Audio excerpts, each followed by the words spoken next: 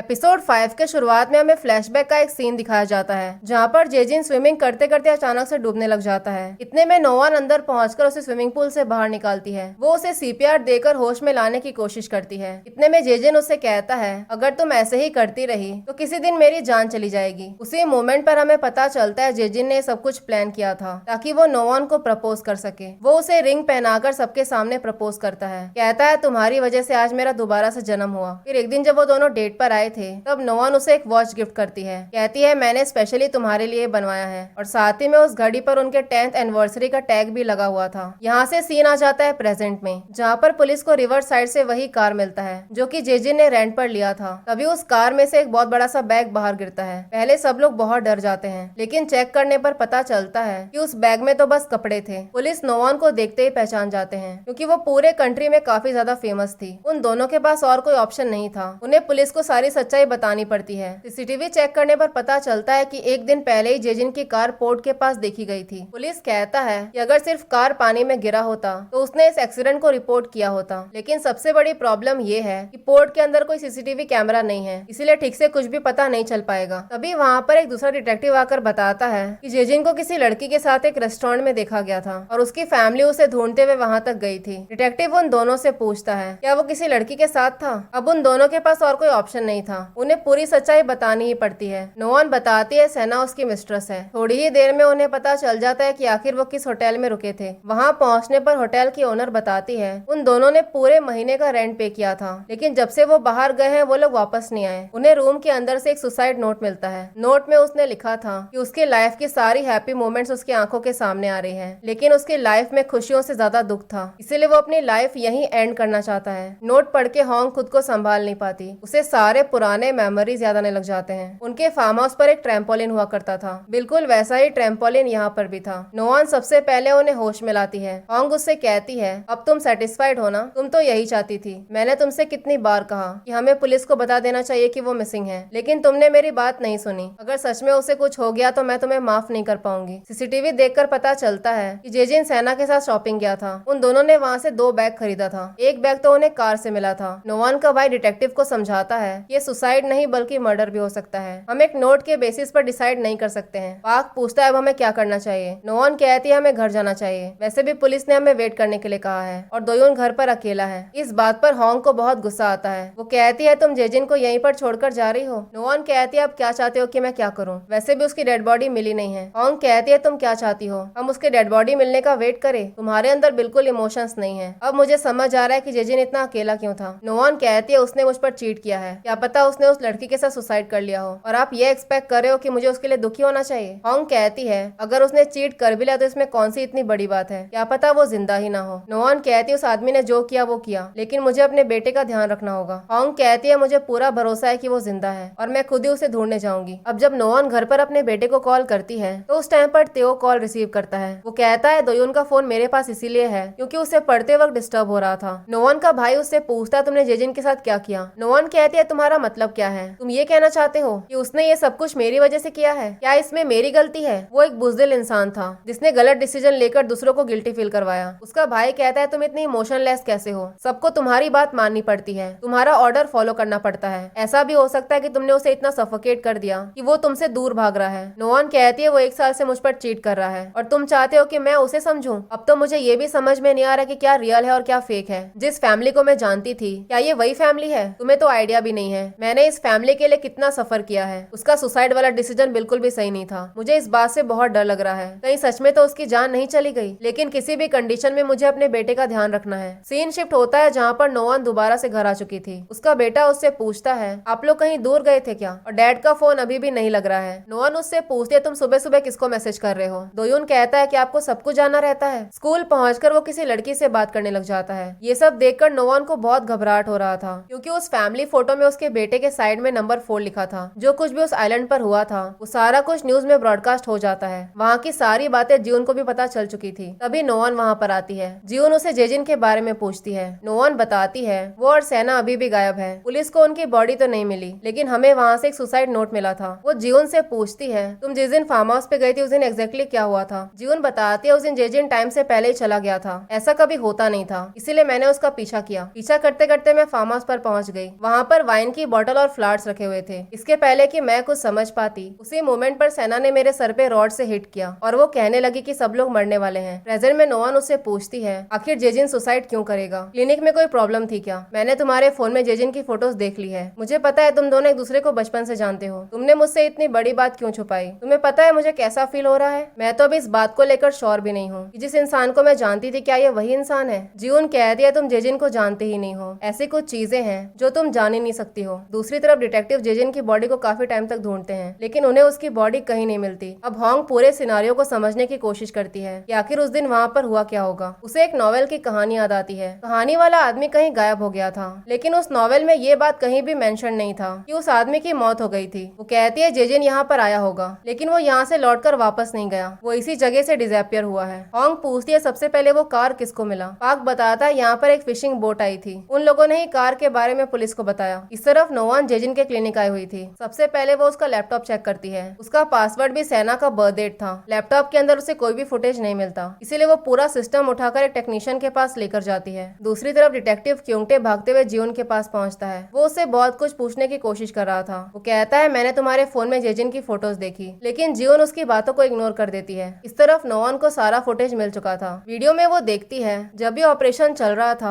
तो जेजिन दूरी पर हेडफोन्स लगाकर खड़ा था और बाकी के डॉक्टर्स ऑपरेशन परफॉर्म कर रहे थे। लिटरली उसने हर एक ऑपरेशन में ऐसा ही किया था और कई बार तो ऑपरेशन थिएटर से भागकर बाहर चला गया था। इस तरफ एक आदमी से पता चलता है कि उसने सेना को देखा तो था, लेकिन उसके साथ में जेजिन नहीं था, बल्कि वो लड़की अकेली थी। मुझे ये बात काफी अजीब लगी कि वो रात में फिशिंग जाने की बातें कर रही थी और वो दोबारा से वापस नहीं आई। हॉन्ग उसे बहुत सारे पैसे देती है और कहती है मुझे उसी लोकेशन पर ड्रॉप करो जहाँ तुमने उसे ड्रॉप किया था। दूसरी तरफ नोवान के पास पुलिस का कॉल आता है। पुलिस बताते हैं हमें एक घड़ी मिली है। घड़ी देखकर वो समझ जाती है ये तो वही घड़ी है जो उसने जेजिन को गिफ्ट में दिया था। सीन शिफ्ट होता है नेक्स्ट डे, जहाँ पर नोवान के पास किसी बैंक मैनेजर का कॉल आता है। वो नोवान से पूछती है कि आप हमारे मैनेजमेंट सर्विस से सेटिस्फाइड नहीं हो? कुछ दिन पहले आपने सारे फंड्स टर्मिनेट कर दिए। नोवान कहती है आप ये क्या बोल रहे हो? मैनेजर कहती है थर्सडे को आपने सारा अमाउंट विड्रॉ कर लिया था। वो कहती है ये सारा अमाउंट यहाँ के ब्रांच में विड्रॉ नहीं हुआ है, बल्कि उसी जगह पर हुआ था जहाँ पर नोवान जेजिन को ढूंढते हुए गई थी। फिर अगले सीन में हम देखते हैं आइलैंड की सारी बातें इंटरनेट पर वायरल हो जाती है। वहाँ पर ये बताया जा रहा था कि जेजिन का किसी और के साथ अफेयर है। साथ ही में नोवान की काफी बदनामी हो रही थी। नोवान ये सोच रही थी कि सुसाइड करने से कुछ दिन पहले उसने सारे पैसे विड्रॉ कर लिए। आखिर वो ऐसा क्यों करेगा? देखकर ऐसा लग रहा था जैसे उसको पहले से ही पता था कि कैमरास कहाँ पर है। वो जानबूझ के खुद को एक्सपोज कर रहा था। वीडियो फुटेज में वो काफी खुश लग रहा था। जो इंसान सुसाइड करेगा वो इतना खुश क्यों लगेगा? उसी मोमेंट पर उसके पास एक प्राइवेट नंबर से वीडियो आता है। वीडियो में जेजिन उसी कार को पानी में धक्का दे रहा था जो कार पुलिस को रिवर साइड से मिली थी। फिर वो दौड़ता हुआ आकर कहता है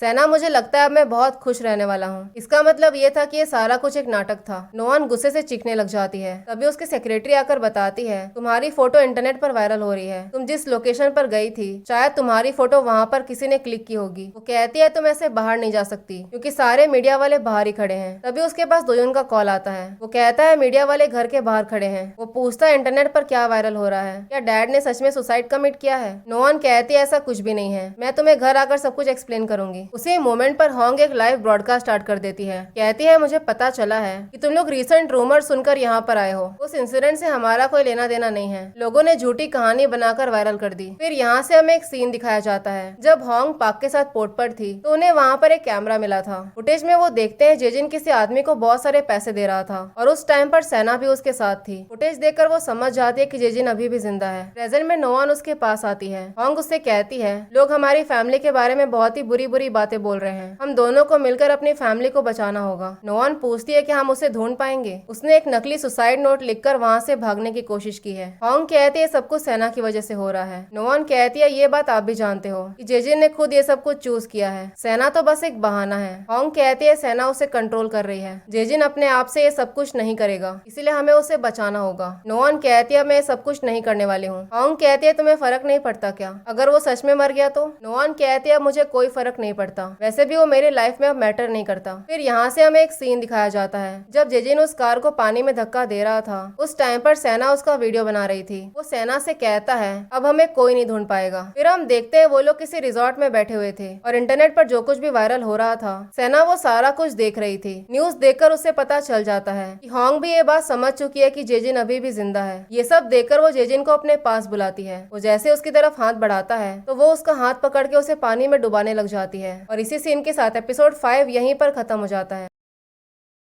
एपिसोड 6 के शुरुआत में हमें फ्लैशबैक का एक सीन दिखाया जाता है जहां पर पुलिस ने सैना को क्वेश्चनिंग के लिए बुलाया था। पुलिस उसके हस्बैंड के बारे में सवाल पूछ रहे थे जिस रात उसकी जलने की वजह से मौत हो गई थी। डिटेक्टिव उससे पूछता है उस टाइम तो तुम घर पर ही थी ना, तो तुम्हें रियलाइज कैसे नहीं हुआ कि उसके शरीर पर आग लग गई है। सैना बताती है उस दिन उसका बर्थडे था। फिर यहाँ से हमें उसी रात का सीन दिखाया जाता है जहाँ पर सैना अपना बर्थडे केक लेकर बैठी हुई थी। उसका हस्बैंड काफी ड्रंक था। वो केक कट होने से पहले उस केक को अपने हाथों से निकाल कर खाने लग जाता है। ये सब देखकर सैना को इतना गुस्सा आ गया था कि वो सीधा उसे आग के अंदर धक्का दे देती है। अब क्योंकि वो पहले से ड्रंक था और उसके ऊपर अल्कोहल भी गिरा हुआ था जिस वजह से उसके शरीर में आसानी से आग लग जाती है। लेकिन पुलिस से क्वेश्चनिंग के दौरान वो ये सारी चीजें नहीं बताती। वो बस इतना ही कहती है कि उसने मेरा केक खा लिया। डिटेक्टिव कहता है तुम ये सब क्या बोल रही हो? तो सैना कहती है क्या तुम बहरे हो? तुम्हें क्या सुनाई नहीं देता? मैंने तुमसे कहा कि उसने मेरा केक खा लिया, तब तक तो मैंने अपना कैंडल ब्लो भी नहीं किया था। पुलिस कहता है बस इतने से रीजन के लिए तुमने उसे मरते हुए छोड़ दिया। इस बात पर सैना कोई जवाब नहीं देती बल्कि वो विसल करने लग जाती है। अब पुलिस वालों को ऐसा लग रहा था कि वो पागल है। डिटेक्टिव अपने सीनियर से कहता है उसके हस्बैंड की मौत हो चुकी है, लेकिन उसके बाद भी वो उसके बारे में नहीं बल्कि अपने बर्थडे के बारे में बातें कर रही है। पक्का उसका दिमाग जगह पर नहीं है। फिर उसका कन्फेशन लिया जाता है। वो बताती है कि वो अपनी फैमिली के साथ रहती थी। उसके डैड एक बहुत बड़े बिजनेसमैन थे। उसकी मॉम हमेशा पार्टीज रखा करती थी और उसकी बहन पियानो बजाती थी। डिटेक्टिव पूछता है कि तुम क्या करती थी? वो बताती है वो अपनी बहन का पियानो बजाते हुए पेंटिंग्स बनाती थी। सैना बताती है वो अपनी बहन से बहुत प्यार करती थी, इसीलिए वो उसे हमेशा प्रोटेक्ट किया करती थी। एक बार जब उसकी बहन एक बिल्ली को खाना खिला रही थी, उस टाइम पर उस बिल्ली ने उसकी बहन पर अटैक कर दिया था और उसके पेरेंट्स को जब ये सब कुछ पता चला तो उन्हें लगा कि सारी गलती सैना की है। डिटेक्टिव पूछता है तुम्हारी बहन के साथ क्या हुआ था?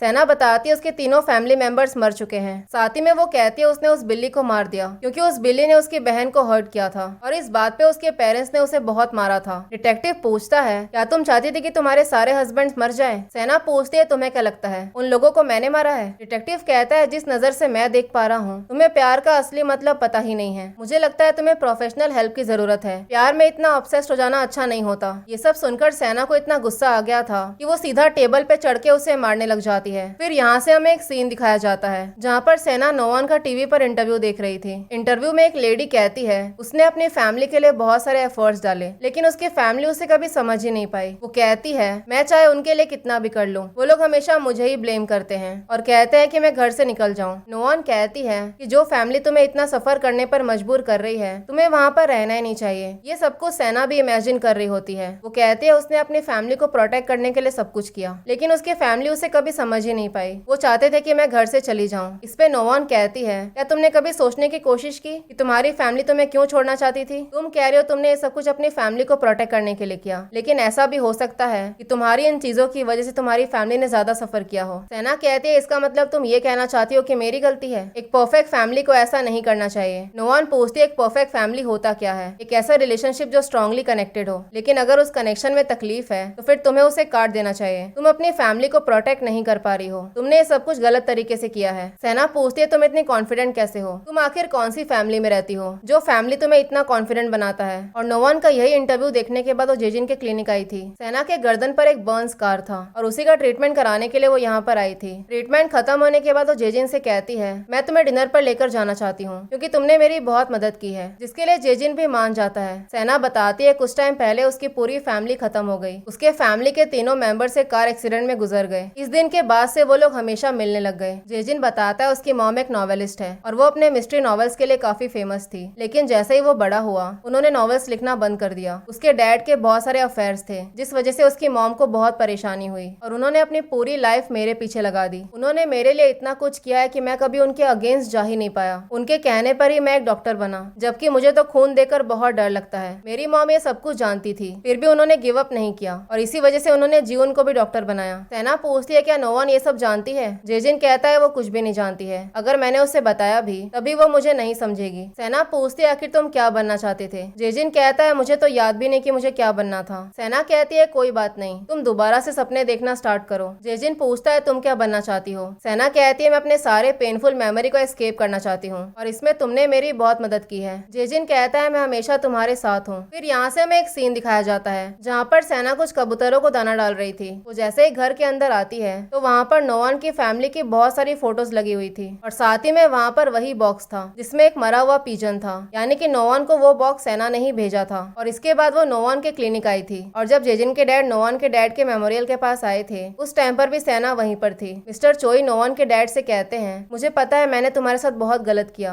लेकिन मैंने तुमसे प्रॉमिस किया था कि मैं नोआन को अपने घर लेकर जाऊंगा। और जब नोआन और जेजिन को अवार्ड मिल रहा था उस टाइम पर भी सेना वहीं पर थी। यहाँ से हमें उसी दिन का सीन दिखाया जाता है जब नोआन फार्म हाउस पर आई थी। उस दिन सेना और जेजिन का एनिवर्सरी था। सेना ने जानबूझकर नोआन को धोखे से यहाँ पर बुलाया था। थोड़ी ही देर में जियोन जेजिन का पीछा करते करते वहाँ पर पहुंच जाती है और सेना को जैसे ही मौका मिलता है वो उसके सर पे रॉड से हिट करती है। आवाज सुनकर जेजिन बाहर आता है तो सेना उसे झूठ बोल देती है। कहती है जियोन ने मुझे मारने की कोशिश की इसीलिए मुझे ये सब करना पड़ा। जेजिन कहता है हमें सबसे पहले इसे हॉस्पिटल लेकर जाना होगा तो सेना जियोन का फोन दिखाकर मना कर देती है। कहती है थोड़ी देर में तुम्हारी मॉम यहाँ पर आने वाली है, क्योंकि जियोन वही करती है जो तुम्हारी मॉम उसे करने के लिए कहती है। सेना ने उसे इतना मैनिपुलेट कर दिया था कि वो उसी की बातें सुन रहा था। वो कहती है मैं तुम्हें तकलीफ में नहीं देख सकती हूँ और तुम्हारी फैमिली तुम्हारे लिए चेंज नहीं होने वाली। तुम जानते हो कि मैं तुम्हारे बिना नहीं रह सकती हूँ। तुम्ही ने तो कहा था कि तुम फ्री होना चाहते हो। जेजिन कहता है चाहे मैं कहीं भी चला जाऊँ वो लोग मुझे ढूंढ लेंगे। सेना कहती है वो लोग तुम्हें नहीं ढूंढ पाएंगे। और इसके बाद उन लोगों ने प्लान बनाया, जानबूझकर उस कार को रिवर में धक्का दिया ताकि सबको ऐसा लगे कि जेजिन ने सुसाइड कर लिया है। यहाँ से सीन आ जाता है प्रेजेंट में, जहाँ पर सेना जेजिन को अपने पास बुलाती है और वो जैसे उसकी तरफ अपना हाथ बढ़ाता है तो वो उसको पकड़ के सीधा पानी में डुबाने लग जाती है। उसी मोमेंट पर वो कुछ लोगों को अपने सामने देखती है और डर के मारे जेजिन को पानी से बाहर निकालती है। वो पूछता है कि तुम कर क्या रही हो तो सेना कहती है तुम्हारा दोबारा से जन्म हुआ है, अब से तुम एक नई लाइफ जीने वाले हो। दूसरी तरफ हम होंग और नोआन को देखते हैं। होंग उससे पूछती है तुम्हें फर्क नहीं पड़ता क्या जेजिन मर गया तो? नोआन कहती है मुझे कोई फर्क नहीं पड़ता क्योंकि वो मेरी लाइफ में अब मैटर नहीं करता है। होंग पूछती है फिर तुम क्या करने वाली हो, क्या तुम डिवोर्स लेने वाली हो? नोआन कहती है मैं डिवोर्स क्यों लूं, मैं उसे इतनी आसानी से जाने नहीं दूंगी। जब वो दोबारा से वापस आएगा तब उसे पूरी कीमत चुकानी पड़ेगी। होंग से बात करने के बाद वो दोयुन से बात करने आती है। दोयुन उससे पूछता है क्या सच में उसके डैड का अफेयर चल रहा है? नोआन कहती है सारी बातें सच है। दोयुन कहता है मैं आपके सारे डिसीजन को फॉलो करूंगा, मैं चाहता हूँ कि आप खुश रहो, मैं जानता हूँ कि आप हमारे लिए कितने एफर्ट्स डालते हो और वैसे भी यहाँ पर पूरी गलती डैड की है। फिर अगले सीन में होंग फार्म हाउस से सेना का सारा सामान मंगवाती है। वो सेना का प्लान समझने की कोशिश कर रही थी और इसके लिए उसे क्लूज की जरूरत थी। उसके सामान में उसे एक नॉवेल मिलता है जो कि एक्चुअली में होंग ने ही लिखा था। नॉवेल देखकर वो समझ जाती है कि सेना उसके पीछे है। वो कहती है ऐसे साइकोपैथ्स कभी कभी नॉवेल के कैरेक्टर की तरह ही बिहेव करने की कोशिश करते हैं। साथ ही में वो जिस फोरम पे अपने नॉवेल पोस्ट कर रही है वहाँ पर बहुत ही अजीब अजीब कॉमेंट्स आ रहे हैं। मुझे पूरा भरोसा है कि ये कॉमेंट्स भी सेना ने ही लिखा है। उनकी बातें चली रही होती है तभी वहाँ पर नोआन का भाई पहुंच जाता है। वो कहता है उसकी बहन ने इस फैमिली के लिए बहुत कुछ किया है और उसके बाद जेजिन ने ये सब कुछ किया। होंग कहती जेजिन ये सब कुछ नहीं कर रहा है बल्कि सेना उसे कंट्रोल कर रही है। तो नोआन का भाई कहता है वो थोड़ी ना कोई छोटा सा बच्चा है जो सेना उसे कंट्रोल कर रही है। दूसरी तरफ नोआन के पास एक पार्सल आया हुआ था। उस पार्सल में एक नॉवेल था। वो नॉवेल पढ़ के उसे वही मैसेज याद आता है जिस मैसेज में लिखा था ये सब कुछ झूठ है। अब नोआन को ऐसा लग रहा था कि शायद एक एक करके उसे अपने सारे फैमिली मेंबर्स के झूठ के बारे में पता चल रहा है। अब नोआन ये सारी बातें आकर होंग को बताती है। वो कहती है सेना बस एक अफेयर नहीं है। होंग कहती है तुम्हें ये सब कुछ अभी पता चल रहा है? सेना एक्चुअली में मेरे पीछे पड़ी है। उस फार्म हाउस पर वो एक नॉवेल पढ़ रही थी और वो नॉवेल मैंने ही लिखा है। इसका मतलब यही है कि वो मुझे टारगेट करने की कोशिश कर रही है। तो नोआन उसे वही फैमिली फोटो दिखाती है जिसके ऊपर नंबर्स मार्क किए हुए थे। तो होंग कहती है डेड पिजन और साथ ही में फोटोज पे नंबर मार्क किए हुए। ये सब कुछ एग्जैक्टली वैसा ही जैसा इस नॉवेल में लिखा हुआ है। इसका मतलब यही है कि वो हमारे फैमिली को टारगेट कर रही है। नोआन कहती है मुझे ऐसा लग रहा है कि वो मुझे एक एक करके सारे फैमिली मेंबर्स का झूठ दिखा रही है। फ्रैंकली मुझे आपके झूठ से कोई फर्क नहीं पड़ता, लेकिन चौथे नंबर पर दोयुन है। अगर उसने कुछ भी गलत किया तो फिर मैं उसे नहीं छोड़ूंगी। तो होंग कहती है मैं सेना को ढूंढूंगी और तुम दोयुन का ध्यान रखो। अब यही सब डिसाइड करके वो दोयुन का हर जगह पीछा करने लग जाती है। वो देखती है कि वो मैक्सिमम टाइम तेओ के साथ रहता था, इसीलिए वो अपने भाई से कहकर तेओ की इन्फॉर्मेशन निकलवाती है, लेकिन उसे वहाँ से कुछ भी खास पता नहीं चलता। फिर अगले सीन में हम जियोन को देखते हैं जो नोआन के घर आई हुई थी। वो एकदम से उसके कमरे में आकर उसका ड्रेस ट्राई करने लग जाती है। तभी तेओ वहाँ पर आता है, कहता है ये ड्रेस तुम पर बहुत अच्छी लग रही है। जियोन कहती है तुम तो वही हो ना जो एक दिन जेजिन से मिलने के लिए उसके क्लिनिक आए थे, तुम आखिर यहाँ पर क्या कर रहे हो? तेओ कहता है वो दोयुन का ट्यूटर है, वो उसे पढ़ाने के लिए यहाँ पर आता है। तेओ कहता है मुझे जेजिन ने तुम्हारे बारे में बहुत कुछ बताया था, उसने कहा कि वो तुम पर बहुत ट्रस्ट करता है। थोड़ी ही देर में होंग वहाँ पर पहुँचती है। तेओ उसको बताता है कि जियोन यहाँ पर आई आई हुई है। होंग पूछती है तुम दोनों पहले से एक दूसरे को जानते हो? तेओ कहता है मैं उसे जेजिन के क्लिनिक के बाहर मिला था। फिर जियोन होंग से पूछती है अगर आप सेना और जेजिन के रिलेशन के बारे में पहले से जानते थे तो आपने मुझे बताया क्यों नहीं? होंग कहती है मैं तुम्हें सब कुछ बताना जरूरी नहीं समझती। जियोन कहती है नोवान मुझसे बात करने आई थी लेकिन फिर भी मैंने उसे पूरी सच्चाई नहीं बताई। हमारा सीक्रेट अभी भी सेफ है। होंग कहती है तुमने क्या बताया और क्या नहीं बताया इससे कोई फर्क नहीं पड़ता। नोवान को सब कुछ पता चल चुका है और अच्छा है कि उसे सच्चाई पता चल गई। वैसे भी वो फैमिली है, उसे सब कुछ पता होना चाहिए। जियोन कहती है आपको क्या लगता है नोवान चुप रहेगी? शायद वो जेजिन से डिवोर्स ले ले। होंग कहती है क्या तुम नोवान की जगह लेने की कोशिश कर रही हो? ऐसा कभी नहीं होगा। जब तुम्हें मदद की जरूरत थी उस टाइम पर मैंने तुम्हारी मदद की थी, लेकिन तुम्हारी बातों से ऐसा लग रहा है कि मेरे पास और कोई चॉइस नहीं है। तुम अपने लिए कोई दूसरा क्लिनिक ढूंढ लो। तुम्हें जेजिन के साथ अब काम करने की कोई जरूरत नहीं है। जियोन कहती है आप जानते हो कि मैंने जेजिन के लिए कितना सेक्रीफाइस किया है और अब जब आपका काम हो गया है तो आप मुझे निकाल कर फेंकने की कोशिश कर रहे हो। होंग कहती है तुमने कभी कोई सेक्रीफाइस किया ही नहीं, तुम तो ये सब अपने मर्जी से कर रही थी ना। जियोन कहती है मेरे हेल्प के बिना जेजिन यहाँ तक पहुँच नहीं पाता। तो होंग कहती है अगर तुम नहीं होती तो फिर कोई और होता। ऐसे बहुत सारे लोग हैं जो तुम्हें इजीली रिप्लेस कर सकते हैं। थोड़ी ही देर में नोवान वहाँ पर पहुँचती है। होंग उससे कहती है हमें कहीं चलना होगा। वो नोवान को सेना के घर पर लेकर आती है। सेना के घर पे बहुत सारी पेंटिंग्स थी। नोवान कहती है मुझे ऐसा लगता है वो मुझे बहुत पहले से जानती है। होंग कहते हैं इसका मतलब यह है कि वो तुमसे रिवेंज लेने की कोशिश कर रही है। उसी मोमेंट पर हम देखते हैं वहाँ की सारी पेंटिंग्स को कंबाइन करके एक बहुत बड़ी सी पेंटिंग बनाई गई थी। दूसरी तरफ हम सेना को देखते हैं जो नोवान और उसकी फैमिली की पूरी फोटोज जला रही थी। इस तरफ ये दोनों जैसे ही घर पहुँचते हैं तो अपने सामने जेजिन को देखते हैं। होंग खुशी के मारे गाड़ी से निकलने लग जाती है, लेकिन इतने में नोवान गाड़ी लॉक कर देती है और गुस्से में गाड़ी को जोर से चलाते हुए जेजिन की तरफ बढ़ाने लग जाती है। और इसी सीन के साथ एपिसोड 6 यहीं पर खत्म होता है।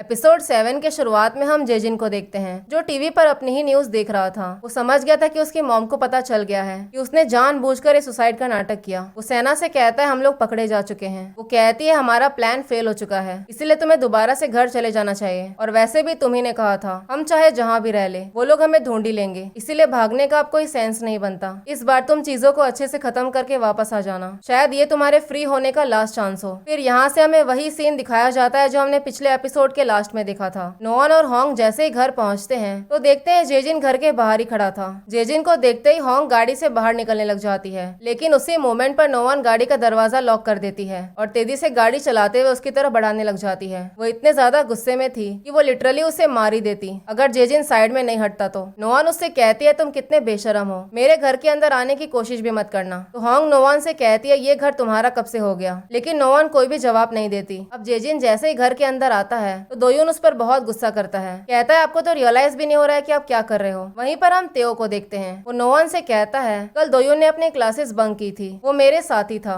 दोयुन काफी टाइम से अपनी गर्लफ्रेंड को आप लोगों से इंट्रोड्यूस करवाना चाहता है, लेकिन वो ऐसा कर ही नहीं पा रहा है क्योंकि जेजिन इतने टाइम से घर पर ही नहीं था। इसी वजह से मैं उसे चीयर अप करने के लिए बाहर लेकर गया था। नोवान को समझ नहीं आता कि आखिर ये पूरी सच्चाई बता क्यों रहा है। वो नोवान से कहता है मैं तुमसे कोई भी सीक्रेट रखना नहीं चाहता। इस तरफ दोयुन जेजिन से कहता है सारी चीजों को देखकर यही लग रहा है कि आपका सच में अफेयर है, मुझे तो लगा था कि आप मॉम से प्यार करते हो। जेजिन कहता है फिलहाल मेरे पास तुम्हें बताने के लिए कुछ है नहीं, जब तुम बड़े हो जाओगे तब शायद तुम समझोगे। दोयुन पूछता है कि आप मॉम को डिवोर्स देने वाले हो? तो जेजिन कहता है चाहे कुछ भी हो जाए मैं हमेशा तुम्हारा डैड रहूंगा और तुम्हें अपनी लाइफ अपने तरीके से जीनी चाहिए जैसा तुम चाहते हो। तो दोयुन पूछता है क्या आपने अपनी लाइफ अपने तरीके से नहीं जी? तो जेजिन कहता है मुझे तो ये तक नहीं पता कि मुझे लाइफ से चाहिए क्या, और मैं वही जानने की कोशिश कर रहा हूँ। जेजिन उससे पूछता है तुम्हारी लाइफ कैसी चल रही है? दोयुन कहता है मैं आपको बहुत कुछ बताना चाहता हूँ, लेकिन आपके लाइफ में पहले से ही बहुत प्रॉब्लम्स हैं, आपको पहले अपने प्रॉब्लम्स पे ध्यान देना चाहिए। उस टाइम पर हम देखते हैं नोवान बाहर ही खड़ी थी और वो उन दोनों की सारी बातें सुन रही थी। उसी मोमेंट पर होंग वहाँ पर आती है और उन दोनों से कहती है हमें बैठकर सारी बातें सॉल्व कर लेनी चाहिए। होंग जेजिन से कहती है तुम्हें देखकर लग रहा है कि तुम ठीक नहीं हो, क्या तुमने ठीक से खाना नहीं खाया?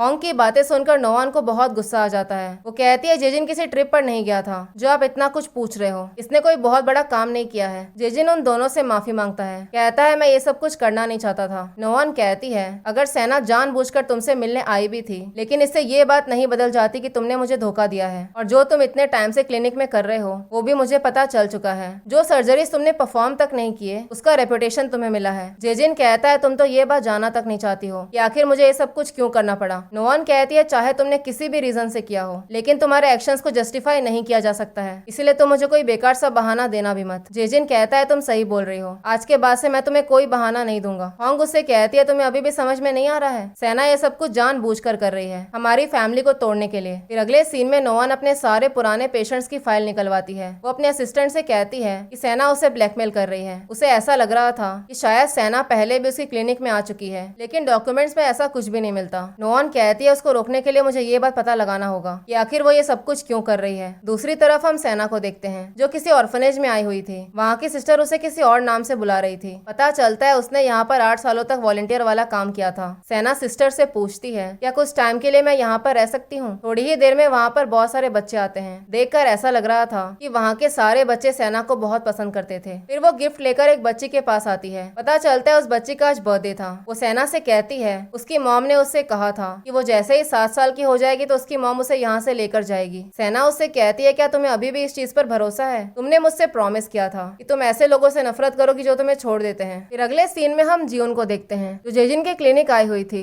वो अंदर आकर सेना का डॉक्यूमेंट्स निकलवाती है और क्यूंटे से कहती है इसके बारे में पता करो। थोड़ी ही देर में त्यो अंदर आता है। वो पूछता है कि तुम यहाँ पर क्या कर रही हो। तभी उसकी नजर सेना के डॉक्यूमेंट्स पर जाती है। वो कहता है ये तो वही लड़की है ना जिसके साथ जेजिन गया था। फिर वो जियोन से कहता है बचपन में जेजिन तुम्हें पसंद करता था, अगर उसकी मॉम नहीं होती तो आज तुम उसके साथ होती। फिर वो बताता है जेजिन घर वापस आ चुका है। ये सुनकर जियोन हैरान हो जाती है। दूसरी तरफ जेजिन मार्केट से बहुत सारा सामान लेकर आता है और अपनी मॉम से कहता है मुझे पता है इतने टाइम से आपने अच्छे से खाना नहीं खाया होगा, इसलिए आज मैं आपके लिए खाना बनाने वाला हूँ। वो कॉल करके नोआन के भाई को भी बुला लेता है। उसी मोमेंट पर नोआन वहाँ पर पहुँचती है। वो अपने भाई से पूछती है तुम यहाँ पर क्या कर रहे हो। तो उसका भाई कहता है जेजिन ने उसे खाने पर बुलाया है। इतने में जियोन भी वहाँ पर पहुँचती है। पता चलता है जेजिन ने उसे भी यहाँ पर बुलाया था। नोआन को समझ नहीं आता कि आखिर जेजिन के दिमाग में चल क्या रहा है, उसने सबको यहाँ पर क्यों बुलाया होगा। थोड़ी ही देर में वहाँ पर मिस्टर चोई की बहन भी आती है। जेजिन ने बहुत सारा खाना बनाया था। लोग ये सारा कुछ देखकर शॉक हो जाते हैं क्योंकि वो यूजुअली ऐसा खाना खाता नहीं था। वो कहता है ये सारे डिशेज उसके फेवरेट हैं। ये ऐसा खाना है जो मैं इस घर में कभी खा ही नहीं पाया। जिस जेजिन को लोग जानते थे वो एक फेक इंसान था। वो कहता है उसकी पूरी लाइफ एक झूठ थी। वो घर पर हमेशा एक अच्छा बेटा बनकर रहा, एक अच्छा हस्बैंड बनकर रहा और बाहर वो एक नकली डॉक्टर था। एक ऐसा डॉक्टर जो अपनी सर्जरीज खुद से परफॉर्म तक नहीं करता था, बल्कि मेरी सर्जरीज जियोन परफॉर्म करती थी। किसी को समझ नहीं आता कि आखिर जेजिन क्या करने की कोशिश कर रहा है। जेजिन की बुआ कहती है इसका मतलब तुम एक नकली डॉक्टर हो।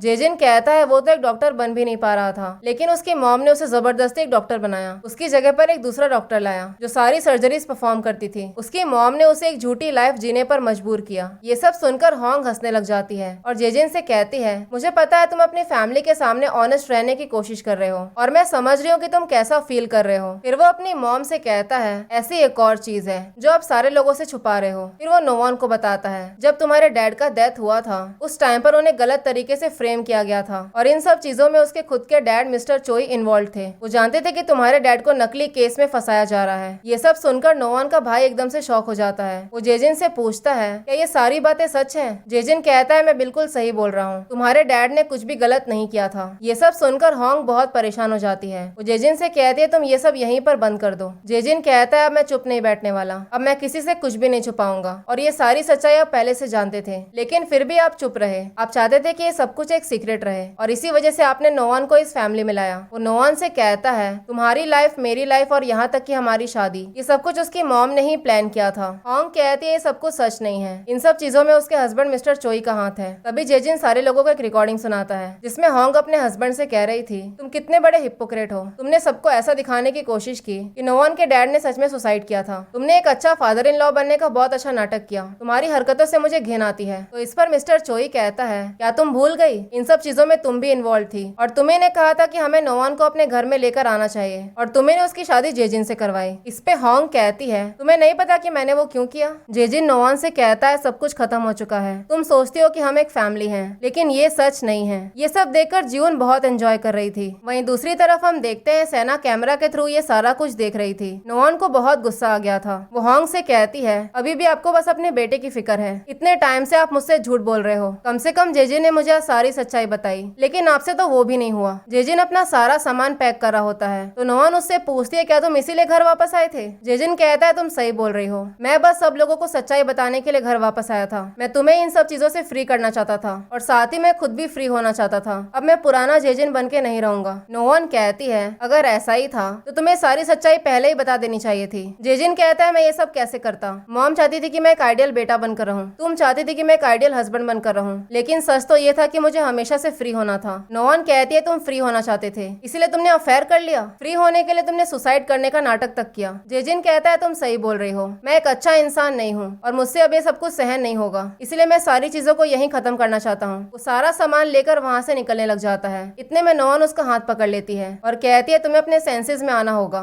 सेना तुम्हें मैनिपुलेट करने की कोशिश कर रही है, उसने तुम्हें जानबूझकर यहाँ पर भेजा ताकि तुम अपने हाथों से अपनी फैमिली बर्बाद कर सको। जेजिन कहता है सेना ने कुछ भी नहीं किया है, ये मेरी खुद की चॉइस है। अब वो जैसे ही घर से निकलता है तो नोआन भी उसके पीछे पीछे निकल जाती है। फिर यहाँ से हमें फ्लैशबैक का एक सीन दिखाया जाता है जहाँ पर जेजिन ब्रिज के कॉर्नर पर खड़ा था। वो वहाँ से कूदने ही वाला था। इतने में सेना उसको पीछे से आकर खींच लेती है और कहती है तुम इतनी जल्दी मर नहीं सकते, तुम्हें जो परेशान कर रहा है वो तुम्हारे खुद के फैमिली मेंबर्स हैं, तो फिर तुम अपनी जान देने की कोशिश क्यों कर रहे हो? तुम अपनी फैमिली से सारे कांटेक्ट खत्म कर दो, ऐसे करके तुम फ्री हो जाओगे। जेजिन कहता है तुम ये सब इसीलिए कह रही हो क्योंकि तुम मेरी फैमिली को जानती ही नहीं हो। तो सेना कहती है तुम कब तक अपनी मॉम के अकॉर्डिंग रहने वाले हो, रियल में तो तुम ऐसे हो ही नहीं। फिर वो अपनी कहानी बताती है। जेजिन पूछता है तो मुझे ये सब अभी क्यों बता रही हो? सेना कहती है उसके पेरेंट्स भी बिल्कुल मॉन्स्टर्स थे, लेकिन अब वो उनसे फ्री हो चुकी है, इसीलिए तुम भी फ्री हो सकते हो। साथ ही में तुम नोआन को भी फ्री कर सकते हो, ऐसे करके तुम सबको बचा लोगे। यहाँ से सीन आ जाता है प्रेजेंट में, जहाँ पर जेजिन एयरपोर्ट पहुँचता है। नोआन उसे ऊपर से देख रही थी और साथ ही में होंग भी वहीं पर थी। वो काफी देर तक सेना का वहीं पर वेट करता है, लेकिन वो आती ही नहीं। उसी मोमेंट पर वो एयरपोर्ट पहुंचती है। पता चलता है कि वहाँ पर एक आदमी उसका वेट कर रहा था और ये और कोई नहीं बल्कि नोआन के घर पे काम करने वाला आदमी था। वो सेना से कहता है तुमने मुझे यहाँ पर बुलाया, मुझे लगा कि हम लोग अभी के अभी यहाँ से निकलने वाले हैं। तो सेना कहती है ऐसी और भी चीजें हैं जो करना रह गया है। उसी मोमेंट पर हम देखते हैं एक डेड बॉडी को कैसे इजीली ठिकाने लगाना है, वो इस बारे में इंटरनेट पर सर्च कर रही थी। वो पूछता है कि हम लोग जा कहाँ रहे हैं? तो सेना कहती है आज के बाद से हम दोनों हमेशा साथ रहेंगे। योसेफ कहता है मुझे तुम्हारी फिक्र हो रही है, कहीं इस रिवेंज के चक्कर में तुम्हें तकलीफ ना हो जाए। सेना कहती है तुम्हें तो आइडिया भी नहीं है कि नोआन ने मुझे कितना हर्ट किया है। तो लड़का कहता है तुम फिक्र मत करो, मैं तुम्हारी पूरी मदद करूंगा। सेना उससे कहती है तुम्हें लिविंग रूम के अंदर एक सीक्रेट कैमरा इंस्टॉल करना होगा। इस तरफ जेजिन काफी टाइम तक सेना का वेट करता है। वहीं पर हम सेना को देखते हैं जो ऊपर से नोआन और होंग को देख रही थी। वेट करते करते काफी टाइम हो जाता है, लेकिन वो वहाँ पर नहीं आती। अब उसके पास जाने का कोई जगह तो था नहीं, इसीलिए वो अपने क्लिनिक पहुँचता है। थोड़ी ही देर में नोआन अंदर आती है और वो उसे वही फोटो दिखाती है जो सेना ने उसे भेजा था। कहती है ये फोटो मुझे सेना ने सेंड किया था, इस फोटो पे नंबर्स मार्क्ड हैं। नंबर को देखकर ऐसा लग रहा है जैसे कि ये कोई ऑर्डर हो, जिस ऑर्डर में हमारे सारे फैमिली मेंबर की सच्चाई बाहर आ रही है। जेजिन कहता है ऐसा हो ही नहीं सकता। तो नोआन उस पे बहुत चिल्लाती है, कहती है चौथे नंबर पर उसका बेटा है। तभी वो जेजिन का फोन चेक करती है। सेना ने नोआन को 5 बजे कुछ मैसेजेस सेंड किया था और एग्जैक्टली 5 बजे टेबल पर डिस्कशन चल रहा था। मैसेजेस देखकर ऐसा लग रहा था जैसे कि सेना को सब कुछ पता हो कि वहाँ पर कौन सी बातें हो रही है। और जेजिन ने सेना को 5:30 को कॉल किया था। तो फिर सेना को सारी सच्चाई पहले कैसे पता चल गई? वो जेजिन से पूछती है जब तुम सारी सच्चाई बता रहे थे तो क्या उस टाइम सेना हमें देख रही थी? जेजिन कहता है सब कुछ खत्म होने के बाद मैं उसे कॉल करने वाला था, उसके पहले मैंने उसे कॉल किया ही नहीं। नोआन समझ चुकी थी कि उसके घर में कैमरा इंस्टॉल किया गया है, इसलिए वो अपना पूरा घर आकर चेक करती है। तो उसे लिविंग रूम में कैमरा मिल जाता है। सीन शिफ्ट होता है नेक्स्ट डे, जहाँ पर डिटेक्टिव नोआन के क्लिनिक आया हुआ था। वो नोआन से कहता है सेना बहुत ही खतरनाक लड़की है, उसके सारे हस्बैंड्स मर चुके हैं, लेकिन बात बस इतनी सी नहीं है। जब उसका तीसरा हस्बैंड मरा था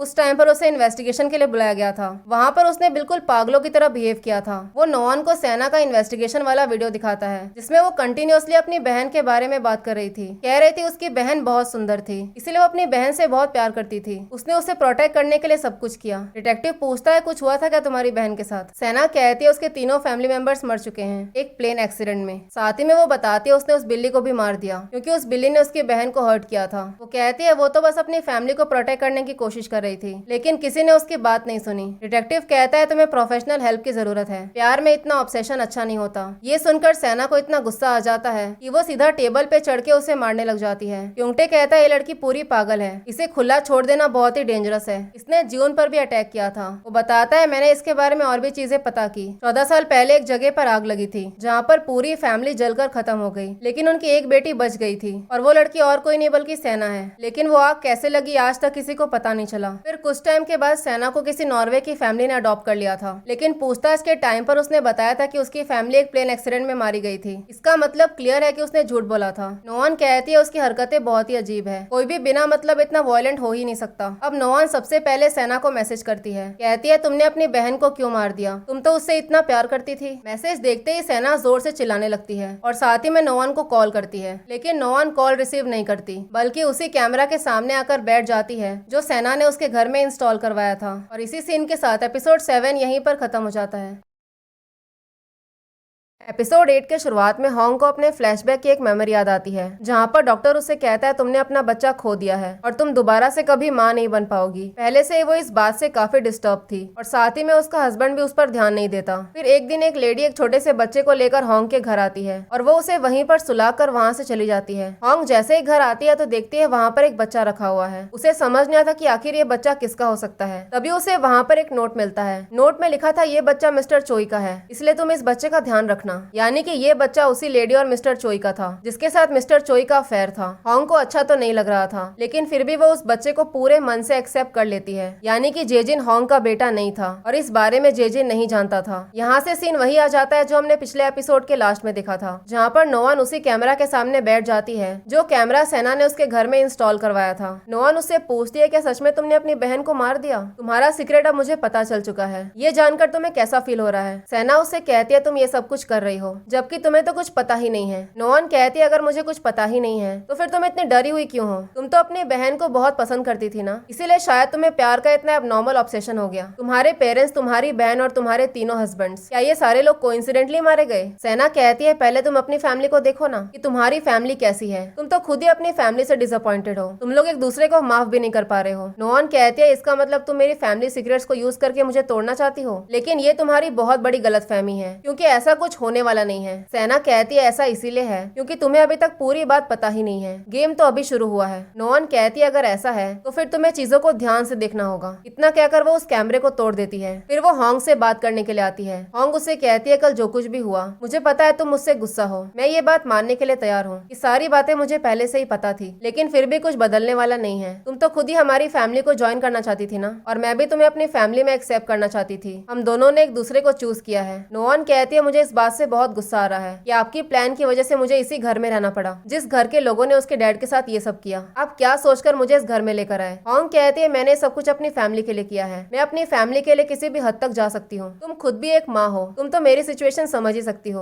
और वैसे भी ये सब कुछ सेना की वजह से हो रहा है। तभी नोआन उन्हें वही कैमरा दिखाती है जो सेना ने उनके घर में इंस्टॉल करवाया था। वो बताती है वो इस कैमरा के थ्रू हम पर स्पाई कर रही थी। हॉन्ग कहती है अगर उसने ये कैमरा हमारे घर में इंस्टॉल किया है इसका मतलब कोई हमारे घर से उसकी मदद कर रहा है। दूसरी तरफ जियोन जैसे ही क्लिनिक पहुंचती है तो देखती है जेजिन अंदर ही सोया हुआ था। वो पूछती है कि तुम यहाँ पर क्या कर रहे हो? जेजिन कहता है सेना गायब हो चुकी है। जियोन कहती तुम्हें उसे भूल जाना चाहिए, वो लड़की बहुत अजीब है। जब मैं फार्म हाउस पर आई थी तब उसने मेरे सर पे रॉड से मारा था। जेजिन कहता है उसने ये सब इसीलिए किया क्योंकि पहले तुमने उस पर अटैक किया था। जियोन कहती है तुम ये क्या बोल रहे हो? मैंने उस पर अटैक नहीं किया, उसने तुमसे झूठ बोला है। फिर अगले सीन में नॉन और उसका भाई अपनी मॉम से मिलने के लिए हॉस्पिटल आए हुए थे। पता चलता है कि उनकी मॉम को मेमोरी लॉस का प्रॉब्लम था। वो कई बार तो अपने बच्चों को तक भूल जाती थी। नॉन का भाई उससे कहता है मैंने बचपन से जेजिन की फैमिली को हेट किया है। जब मैं कॉलेज से ग्रेजुएट हुआ, यहाँ तक कि मेरे मिलिट्री से आने के बाद भी तुम एक भी सेरेमनी अटेंड नहीं कर पाई, यहाँ तक कि तुम अपनी मॉम से मिलने तक नहीं आ पाती हो। ये सब कुछ उसी फैमिली की वजह से हो रहा है और तुम अभी भी उस फैमिली को प्रोटेक्ट करना चाहती हो। क्या तुम्हें डैड के लिए थोड़ा सा भी बुरा नहीं लगता? इतने में उनकी मॉम आकर कहती है क्या तुम्हें नहीं पता कि नोआन को इतनी कम एज में शादी क्यों करनी पड़ी? ये सब कुछ पैसों की वजह से हुआ है। अगर नोआन वहाँ पर शादी नहीं करती तो आज हॉस्पिटल का बिल भी पे नहीं हो पाता, ना ही तुम्हारे कॉलेज का पैसा पे हो पाता। नोआन ने सब कुछ हमारे लिए किया है। मैं जब भी तुम्हारी बहन के बारे में सोचती हूँ तो मुझे बहुत तकलीफ होता है। उसने कम उम्र में बहुत कुछ झेला है और तुम अपनी बहन से ऐसे बात नहीं कर सकते हो। कुछ टाइम के लिए सही उसकी मॉम की मेमोरी वापस आ जाती है और वो पहचान जाती है कि नोआन उसी की बेटी है, लेकिन अगले ही मोमेंट वो दोबारा से भूल जाती है। नोआन अपने भाई को बताती है सेना उसकी फैमिली को ब्लैकमेल कर रही है। जेजिन घर वापस तो आ गया है लेकिन ये सब कुछ अभी तक खत्म नहीं हुआ है। देखकर ऐसा लग रहा है कि ये सारा प्लान सेना का ही है। नोआन का भाई कहता है इसका मतलब ऐसा भी हो सकता है कि उसी ने मिस्टर चोई को मारा हो। नोआन कहती है मुझे ये समझ में नहीं आ रहा है कि वो मुझे क्यों ब्लैकमेल कर रही है। फिर वो अपने भाई के साथ पुलिस स्टेशन पहुंचती है और उसी फायर इंसिडेंट के बारे में पता लगवाती है जिसमें सेना की पूरी फैमिली खत्म हो गई थी। डिटेक्टिव कहता है उस घर में एक लड़की ने सर्वाइव किया था और उसका नाम सेना है। फिर वो नोआन को उसी डिटेक्टिव का नाम बताता है जो उस केस का इंचार्ज था। वो बताता है कि उस डिटेक्टिव ने ये कहा था कि किसी ने जानबूझकर उस घर में आग लगाई थी, लेकिन उसे कोई सॉलिड एविडेंस नहीं मिल पाया। इसी वजह से उसे वो केस क्लोज करना पड़ा। फिर अगले सीन में नोआन के पास सोई आती है जो कि उसी के बेटे दोयुन की गर्लफ्रेंड थी। वो पूछती है कि तुम यहाँ पर क्यों आई हो। सोई कहती है मैं आपको कुछ बताना चाहती हूँ, ऐसी बहुत सारी चीजें हैं जो आपको दोयुन के बारे में पता ही नहीं है। वो पूछती है कि आप दोयुन के बारे में सब कुछ जानते हो। ये सुनते ही नोवान को याद आता है ये सेम क्वेश्चन सेना ने भी उससे पूछा था। ये सब सुनकर नोवान बहुत डर जाती है। पूछती है तुम्हें ये सब किसी ने करने के लिए बोला है क्या। सोई कहती है आप ये सब क्या बोल रहे हो। फिर वो बताती है कि वो प्रेग्नेंट है और ये बच्चा दोयुन का है। ये सब सुनकर नोवान शॉक हो जाती है। वो पूछती है क्या तुम इस बच्चे को रखने वाले हो। तुम्हें ये डिसीजन इतने इजीली नहीं लेना चाहिए। सोई कहती है हमने डिसीजन इतने इजीली नहीं लिया है, आप हमें अब्रॉड भेज दो,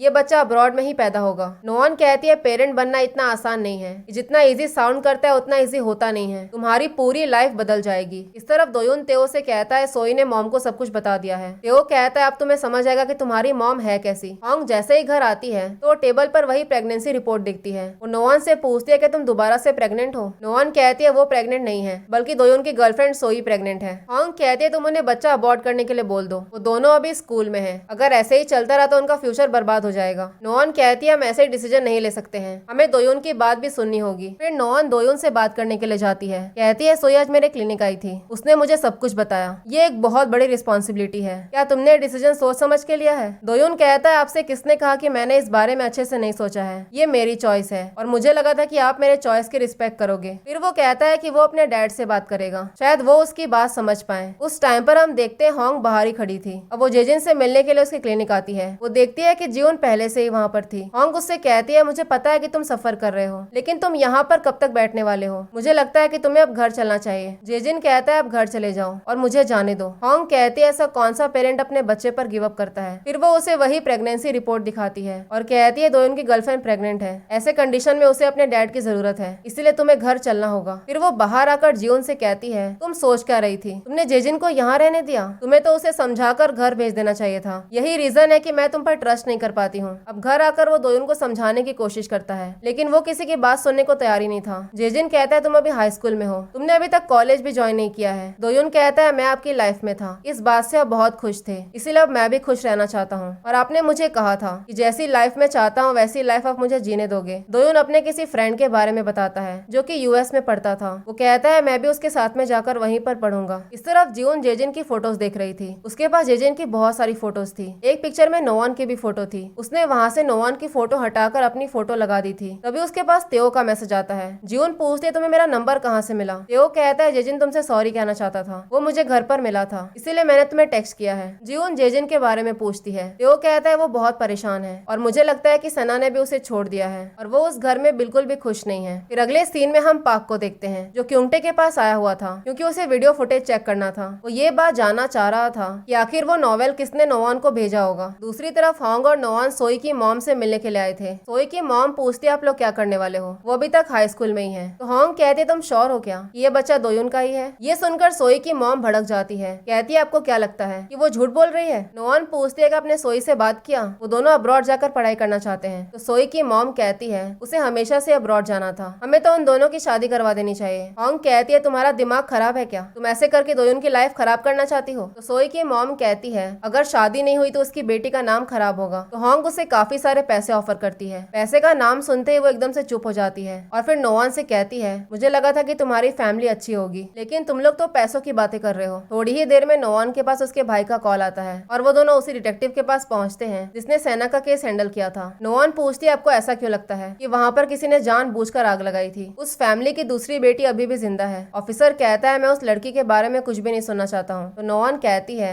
सेना उसके बेटे को ब्लैकमेल कर रही है, इसीलिए हमें आपकी मदद चाहिए। इस तरफ होंग सोई की फैमिली के बारे में पता करवाती है। पता चलता है कि वो लोग फाइनेंशियली बहुत स्ट्रगल कर रहे थे। दूसरी तरफ डिटेक्टिव कहता है सेना वो अकेली लड़की नहीं है जिसने उस आग में सर्वाइव किया था, बल्कि उसकी बड़ी बहन अभी भी जिंदा है। कुछ टाइम तक वो कोमा में थी, लेकिन फिर एक दिन अचानक से उसे होश आया। उसने मुझे ये बताया कि मैं ये बात किसी को भी ना बताऊं कि वो जिंदा है। पहले मुझे लगा कि वो शॉक में है, लेकिन बाद में मुझे उसने बताया कि उसकी छोटी बहन सेना ने उस घर में आग लगाया था। उसने जानबूझकर अपने पेरेंट्स को मारने की कोशिश की, इसीलिए मैं इस केस को री-इन्वेस्टिगेट करने की कोशिश कर रहा था, लेकिन मैं ऐसा कुछ कर नहीं पाया क्योंकि बाद में किसी फैमिली ने सेना को अडॉप्ट कर लिया था। ऐसे करके एक केस क्लोज हो गया। साथ ही में वो उसे एक एड्रेस बताता है। कहता है तुम्हें सेना की बहन यहीं मिलेगी। अब नोवान जैसे ही घर पहुंचती है तो दोयुन उस पर चिल्लाने लग जाता है। कहता है आपने सोई की मॉम को पैसे ऑफर किए और कहा कि अबॉर्शन करवा दो। उसके पेरेंट्स पैसे लेने के लिए मान गए हैं और बदले में कहा है कि बच्चा अबॉर्ट कर देंगे। नोवान कहती है मैंने ऐसा कुछ भी नहीं कहा। दोयुन कहता है अगर आपकी बातें झूठी निकली तो फिर मैं आपको कभी माफ नहीं कर पाऊंगा। अब नोआन गुस्से में आकर होंग पर चिल्लाने लग जाती है, कहती है आपने ये सब क्या किया। होंग कहती है और कोई तरीका नहीं था, और वैसे भी सोई के पेरेंट्स खुद पैसे लेने के लिए तैयार हुए हैं, और फ्रैंकली तुम भी नहीं चाहती हो कि दोयोन इस उम्र में एक डैड बन जाए। नोआन कहती है आप सही बोल रहे हो, लेकिन मुझे इस चीज से डर लगता है कि कहीं वो इन सब चीजों की वजह से मुझसे नफरत न करने लग जाए। होंग कहती है एज अ पेरेंट तुम्हें डिसीजन लेना होगा। नोआन कहती है मैं आपकी तरह नहीं हूँ, आप अपने बेटे का डिसीजन ले सकते हो, लेकिन मैं अपने बेटे के डिसीजन की रिस्पेक्ट करती हूँ। नोआन ने दोयोन के जन्म के बाद एक डायरी बनाई थी जिस पर उसने सब कुछ लिखा था कि उसने कब क्या किया था। तभी उसके पास सेना का मैसेज आता है। मैसेज में लिखा था माँ का प्यार कितना सुंदर होता है और साथ ही में कितना दुखी भी होता है। मैसेज पढ़ के वो बहुत डर जाती है, इसीलिए वो दोयोन से बात करने के लिए आती है। कहती है मैं तुम्हारे डिसीजन की रिस्पेक्ट करती हूँ, तुम दोनों को बहुत सारे मुसीबतों का सामना करना होगा, लेकिन मैं तुम्हें प्रोटेक्ट करूंगी। सीन शिफ्ट होता है नेक्स्ट डे, जहाँ पर नोआन सेना की बड़ी बहन सियोन से मिलने के लिए पहुंचती है। पता चलता है कि उसका आधा फेस जला हुआ था और ये सारा कुछ उसी फायर इंसिडेंट की वजह से हुआ था। फिर यहाँ से हमें एक सीन दिखाया जाता है जहाँ पर नोआन सेना की बहन का इंटरव्यू लेती है। कहती है तुम जो भी बताना चाहती हो वो खुलकर कह सकती हो। सियोन बताती है सब कुछ एक कबूतर से शुरू हुआ। सेना एक कबूतर लेकर आई थी जिसका सर कटा हुआ था। वो कहती है उसने इस कबूतर को इसीलिए मारा क्योंकि मुझे कबूतर कुछ खास पसंद नहीं थे। वो मुझसे बहुत ऑब्सेस्ड हो गई थी। उसका ऑब्सेशन इतना ज्यादा बढ़ गया कि उसकी हरकतें दिन पर दिन बद से बदतर हो गई। फिर कुछ दिन के बाद उसने एक बिल्ली को मारा और बाद में एक लड़के को बहुत परेशान किया। इन्हीं सब चीजों की वजह से उसके पेरेंट्स उसे एक कमरे में बंद करके रखने लग गए ताकि वो दोबारा से ऐसी हरकतें ना करे। लेकिन फिर उस रात घर में आग लग गई। इस तरफ से सेना भी वो इंटरव्यू देख रही थी। वो नोआन को कॉल करके पूछती है कि तुम क्या करने की कोशिश कर रही हो। नोआन कहती है तुम्हारी ही बहन है जिससे तुम इतना प्यार करती हो। तुम्हारी सच्चाई आज पूरी दुनिया देखेगी जब मैं इस वीडियो को लाइव ब्रॉडकास्ट करूंगी। सेना कहती है तुम झूठ बोल रही हो। नोआन पूछती है क्या तुम्हें डर लग रहा है, और अगर तुम्हें इतना ही डर लग रहा है तो तुम्हें खुद ही आकर ये सब कुछ रोकना चाहिए। उससे बात करते वो गुस्से में वहाँ से निकल जाती है। थोड़ी ही देर में वो नोआन के स्टूडियो पहुँचती है। वो नोआन से पूछती है कि उसकी बहन कहाँ है। नोआन पूछती है क्या तुम अपनी बहन से मिलने आई हो या फिर तुम्हें इस बात का डर है कि तुम्हारी बहन अभी भी जिंदा है। उस रात तुमने घर में जो कुछ भी किया तुम्हारी बहन ने सब कुछ देखा था। उसने तुम्हें अपनी आंखों से घर में आग लगाते हुए देखा था। सेना कहती है तुम्हें सच्चाई पता भी नहीं है, इसलिए बिना कुछ जाने कुछ भी मत बोलो। नोआन कहती है तुम्हें नहीं लगता कि सारी गलती तुम्हारी थी, तुम्हारी वजह से तुम्हारे पेरेंट्स की ये हालत हुई। सेना कहती है तुम भी यही बोल रही हो कि सारी गलती मेरी थी, उन लोगों ने फैमिली होकर भी मेरा प्यार एक्सेप्ट नहीं किया। नोआन कहती है तुम्हारी फैमिली ने तुम्हारा प्यार एक्सेप्ट नहीं किया, इसलिए तुमने उन्हें जिंदा जला दिया। फैमिली को मारने का ये कोई रीजन नहीं है। सेना पूछती है उसकी बहन कहाँ है, तो नोआन कहती है वो सब कुछ एक झूठ था, तुम्हारी बहन मर चुकी है। ये सुनकर सेना को बहुत गुस्सा आ जाता है। वो नोआन का गला दबा के उसे मारने लग जाती है। और इसी सीन के साथ एपिसोड 8 यहीं पर खत्म होता है। अगर आप लोगों को मेरी एक्सप्लेनेशन पसंद आई हो तो आप लाइक शेयर और सब्सक्राइब कर सकते हैं। Thank you for watching.